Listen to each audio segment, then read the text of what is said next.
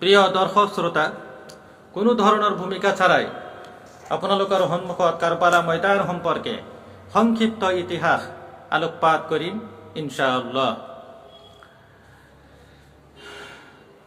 সিরিয়ার দামেস্ক এজিদ অগণতান্ত্রিক পদ্ধতিতে দখল করিলে। সরকারি মালর কোনো অডিট নাই, কোনো হিসাব নাই, স্বৈরাচারী কায়দায় ক্ষমতা দখল করি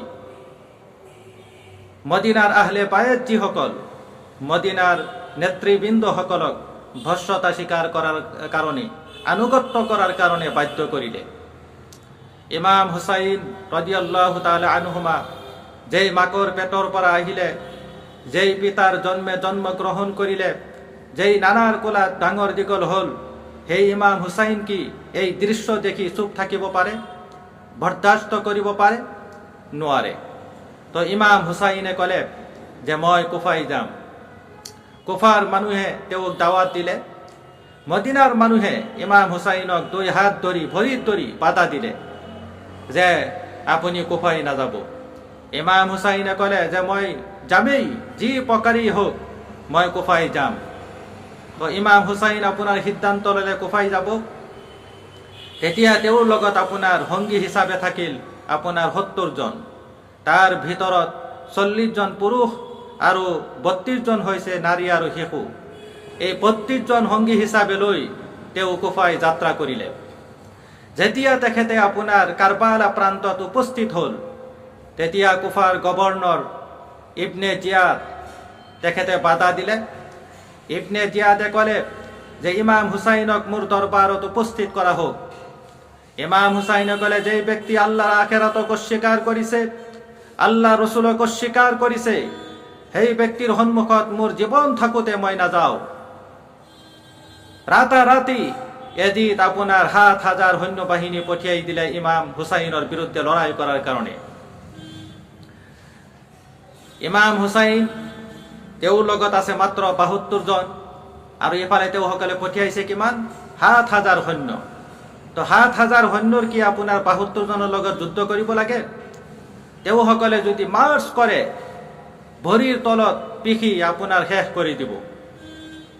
ইমাম হুসাইনে তেওঁৰ সংগীসকলক ৰাতি ইমাম হুসাইনে তেওঁৰ সংগীসকলক কলে, হে সংগীসকল, তোমালোকে জানা এজিদে মোৰ শিৰ বিচাৰি আছে, মোৰ মাথা বিচাৰি আছে।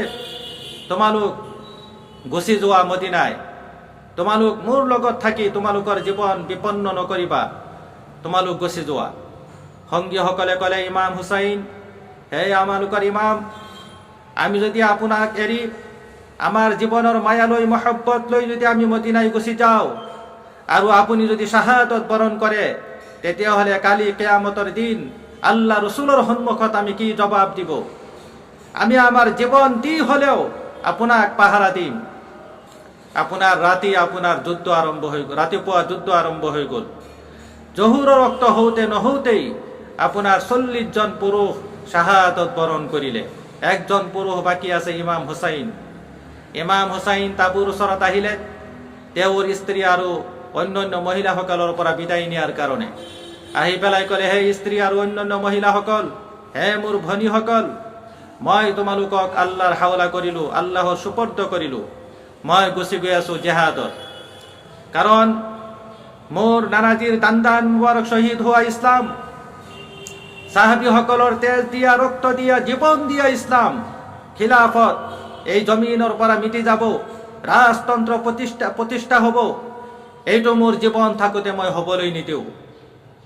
ইমাম হুসাইনৰ স্ত্ৰী আগুৱাই আহিলে, আহি পেলাই কলে, হে ইমাম হুসাইন, মই আপোনাক জেহাদৰ পৰা বিৰত থাকিবলৈ নকওঁ। এই যে আপোনাৰ বাচ্চা, কলিজাৰ টুকুৰা সন্তান, সৰু দুগ্ধ পুষ্য বাচ্চা, আজি 2 দিন হ'ল ঘৰত কোনো খাবাৰ নাই, পানীও নাই, মোৰ বুকুত গাখীৰও নাই। আপুনি অলপ এই বাচ্চাৰ কাৰণে পানীৰ ব্যৱস্থা কৰক।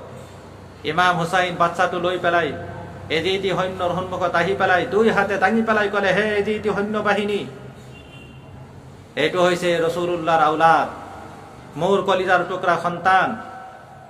ফোৰাত নদীৰ অফুৰন্ত পানী প্ৰবাহিত হৈ আছে, তোমালোকে অকমানৰ কাৰণে এই ফোৰাত নদীৰ কুলটো এৰি দিয়া, মই মোৰ বাচ্চাক অকমান পানী পান কৰাও।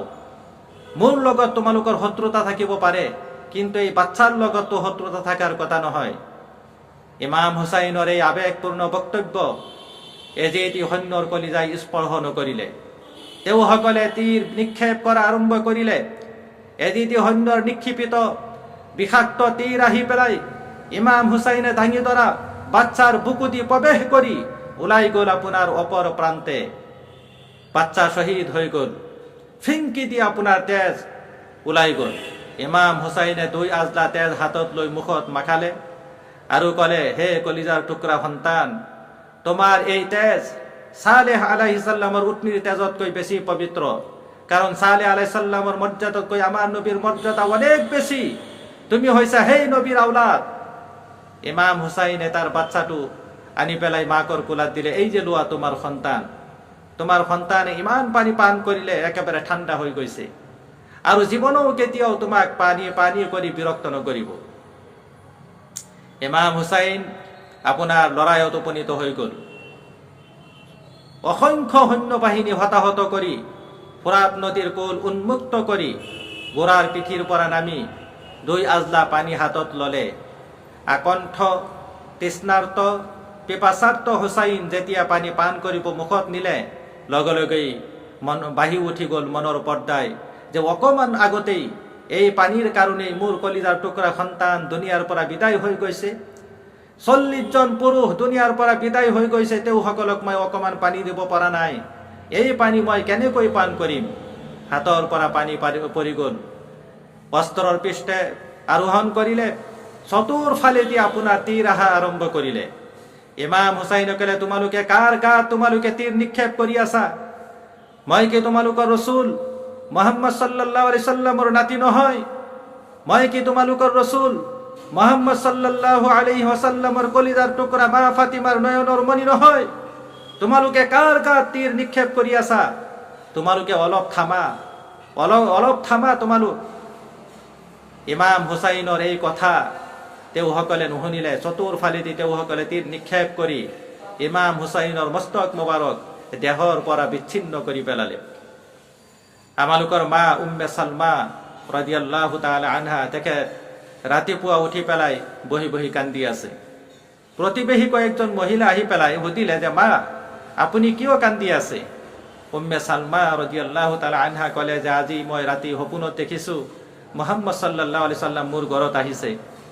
মই দেখিছো তেওঁ কান্দি আছে, চকু দি পানী ওলাই আছে, আৰু তেওঁৰ দাড়ি মুবাৰকত ধূলি বালি লাগা। মই সুধিছো, হে নবী আপুনি কিয় কান্দি আছে? মুহাম্মদ সাল্লাল্লাহু আলাইহি ওয়াসাল্লামে ক'লে যে, মই এই মাত্ৰ কাৰবালা দেখি আহিছো। এই কাৰবালা ময়দানত মোৰ নাতি, মোৰ কলিজাৰ টুকুৰা নাতি হুসাইনৰ মস্তক মুবাৰক দেহৰ পৰা বিচ্ছিন্ন কৰি পেলাইছে। সম্মানীয় দৰ্শক শ্ৰোতা, ইছলাম ইমান সহজেই অহা নাই। হাজাৰ হাজাৰ লাখ লাখ তেজৰ টোপোলাৰ বিনিময়ত, হাজাৰ হাজাৰ লাখ লাখ সাহাবীৰ জীৱনৰ বিনিময়ত এই ইছলাম আমাৰ সন্মুখত আহিছে। কিন্তু এই ইছলাম তিল তিল কৰি আমাৰ পৰা, আপোনাৰ পৰা বিদায় হৈ গৈ আছে। আমি এই ইছলাম বুলণ্ঠিত কৰি আছো। আজি পাশ্চাত্য শক্তিবিলাকে এই ইছলামক আপোনাৰ সন্ত্ৰাসী জাতি হিচাপে, সহিংসু জাতি হিচাপে, উগ্ৰ জাতি হিচাপে প্ৰমাণিত কৰাৰ কাৰণে মুহাম্মদ সাল্লাল্লাহু আলাইহি সাল্লামৰ ব্যংগ চিত্ৰ আঁকি গোটেই পৃথিৱী আপোনাৰ ছড়াই দিছে, বিয়পাই দিছে। কিন্তু ইছলাম আপোনাৰ ৰাজতন্ত্ৰ বিশ্বাসী নহয়। ইছলাম হৈছে আপোনাৰ পৰামৰ্শ ভিত্তিক জীৱন ব্যৱস্থা, পৰামৰ্শ ভিত্তিক ৰাষ্ট্ৰ ব্যৱস্থা। এই ইছলাম আল্লাহ ৰসুল সাল্লাল্লাহু আলাইহি সাল্লামে দিছে। কিন্তু যেতিয়া নাকি এজিদ যেতিয়া এই গণতন্ত্ৰৰ ওপৰত লাঠি মাৰি, যেতিয়া পৰামৰ্শ ভিত্তিক জীৱন ব্যৱস্থাৰ ওপৰত, বিধানৰ ওপৰত, আল্লাহ ৰসুল সাল্লাল্লাহু আলাইহি সাল্লামে দিয়া বিধানৰ ওপৰত, ইছলামৰ ওপৰত লাঠি মাৰি যেতিয়া স্বৈৰাচাৰী কায়দাই যেতিয়া নাকি সমাজ যেতিয়া প্ৰতিষ্ঠা কৰা আৰম্ভ কৰিছে, ক্ষমতা যেতিয়া দখল কৰিছে, তেতিয়াই এই স্বৈৰাচাৰী নীতিৰ বিৰুদ্ধে আপোনাৰ ইমাম হুসাইন কি কৰিছে? জীৱন তেখেতে দি দিছে একমাত্ৰ ইছলামৰ কাৰণে। গণতন্ত্ৰ বা পৰামৰ্শ ভিত্তিক জীৱন ব্যৱস্থাৰ কাৰণে আল্লাহ ৰসুল সাল্লাল্লাহু আলাইহি সাল্লামে যি খিলাফত আমাৰ কাৰণে আপনাৰ কাৰণে দি থৈ গৈছিল, সেই খিলাফতৰ কাৰণে তেখেতে তেওঁ কি কৰিছে, জীবন দি দিছে। আজি কাৰবালা ময়দান সম্পৰ্কে এই সংক্ষিপ্ত ইতিহাস আপোনালোকৰ সন্মুখত আলোকপাত কৰিছো। খুদা হাফিজ।